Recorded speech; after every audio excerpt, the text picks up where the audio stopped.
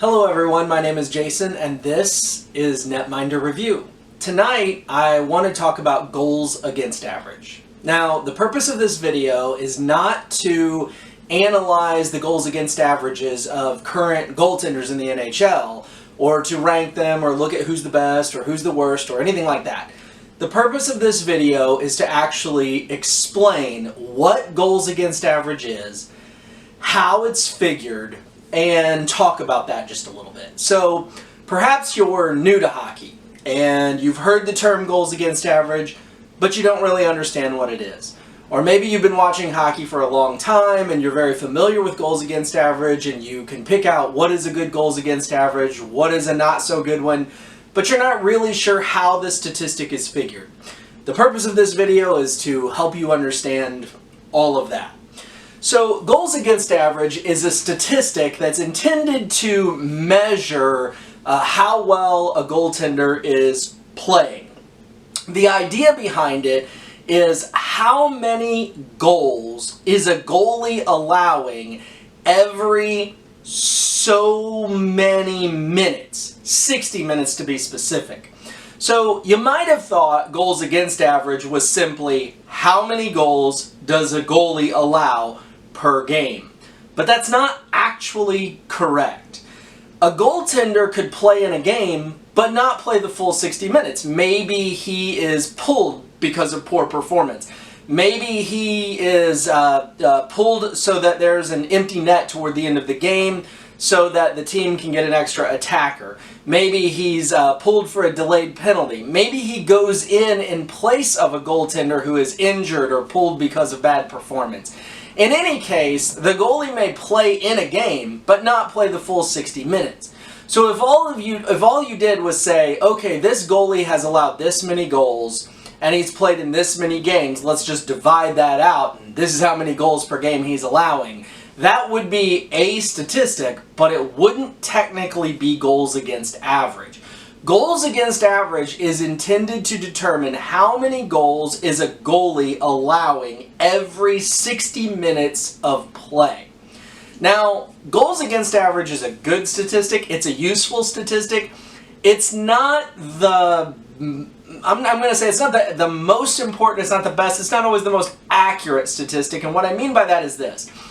If a goalie allows 4 goals in a game, but 3 of them are because his team allowed odd man rushes, and the other team scored on breakaways, on 2-on-1s, 3-on-1s, something like that. Well, the goaltender he allowed those goals, but he may have not really had much of a chance of stopping them.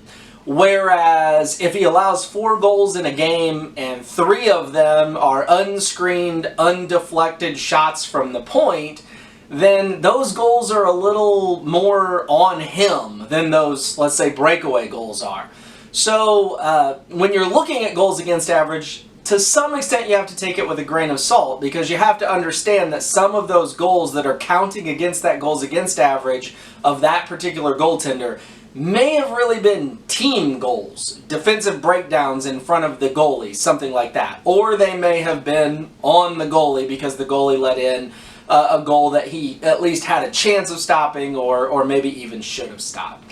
So let's do some calculations so you can understand how this is figured. We're going to look at Devan Dubnyk's numbers from the Minnesota Wild. And I'm picking Devan Dubnyk because I don't anticipate that I'm going to have an opportunity to mention him on any of my videos, good or bad, because the Wild are kind of in the middle, and he's kind of in the middle, so I thought, well, I'll pick somebody that I'm not going to get to talk about otherwise. So Devan Dubnyk has played, he's allowed 71 goals so far this season.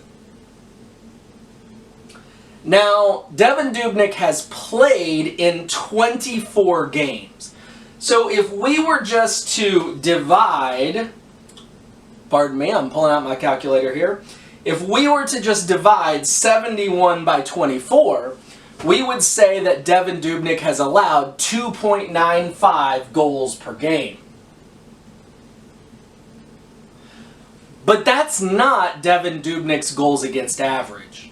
The way that we factor or figure goals against average is we take the goals allowed and we multiply them by 60. So in this case,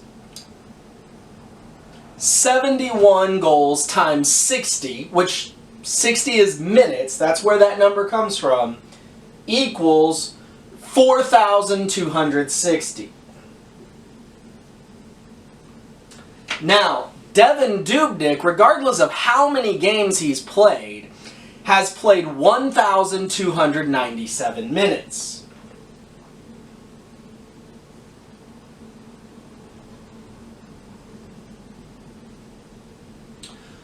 So what we do now is we take the 4,260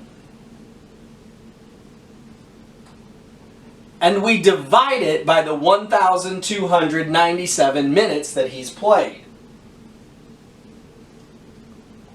And this gives us his goals against average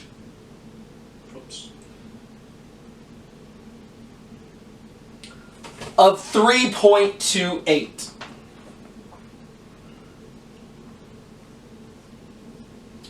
3.28. Now, you may ask yourself, okay, well, 3.28. So Devan Dubnyk's allowing 3.28 goals per 60 minutes worth of time played. How good is that? Is that good? Is that bad? How do we rank that? It's not horrible, but it's not great either. To put it in perspective, the number one goals against average in the league right now belongs to Ilya Samsonov of the Washington Capitals. It's 2.06. Now, in all fairness, that's really good. Tristan Jarry of the Penguins is 2.16. Let's see, Jake Allen with the Blues has 2.21, and so on, and it goes up from there. You really want your goaltender's goals against average to be below 3. Now again, this is a mark of how well the goalie's playing, but it's also really also a mark of how well the team is playing. So in this case, you know, a goaltender having an above 3 goals against average could be because he's really having a bad year, or, well, I don't want to say a really bad year, but he's maybe not playing as well as you wish he would. Or it could be a mark that the team is not playing as well as you wish they would. Lots of defensive breakdowns in front of their goaltender, allowing to an increase in scoring of their opponents, raising that goals against average up. So, for those of you who may be more familiar with baseball than you are with hockey, I'll try to sort of give you an equivalent. You could think of goals against average in some respects as being similar to ERA. So both of them, the earned run average of a pitcher in baseball, the goals against average of a goaltender in hockey, they're both really designed to try to determine how often does this player allow the opponent team to score. In baseball, how many runs does a pitcher typically allow every 9 innings? In hockey, how many goals does a goalie allow every 60 minutes? So they're very similar in that respect. In both cases, the team's performance around the player impacts the statistic. So it's not just a pure measure of how good is this pitcher, ERA, how good is this goaltender, NHL, goals against average. In baseball, they've actually come up with a statistic called fielding independent ERA that tries to look at what the pitcher's ERA would be independent of plays by the team that would otherwise negatively impact the ERA. As far as I know, nobody's tracking anything like that in hockey to get sort of team independent goals against average. That would be an awesome statistic. I would love to see that. I'm not exactly sure how you'd go about measuring it, but it would be fascinating if it existed. In both cases, in ERA and goals against average, you know, I think the medium or the you know, this is pretty good range is 3. You know, if your pitcher has an ERA over 3, you're probably like, I'm a little, you know, not real crazy about that. If your goalie has a goals against average over 3, You know, it's not great really. In both sports, when you get under 3 and the further you go under 3 and the goals against the ERA, they're both looking better and better and better.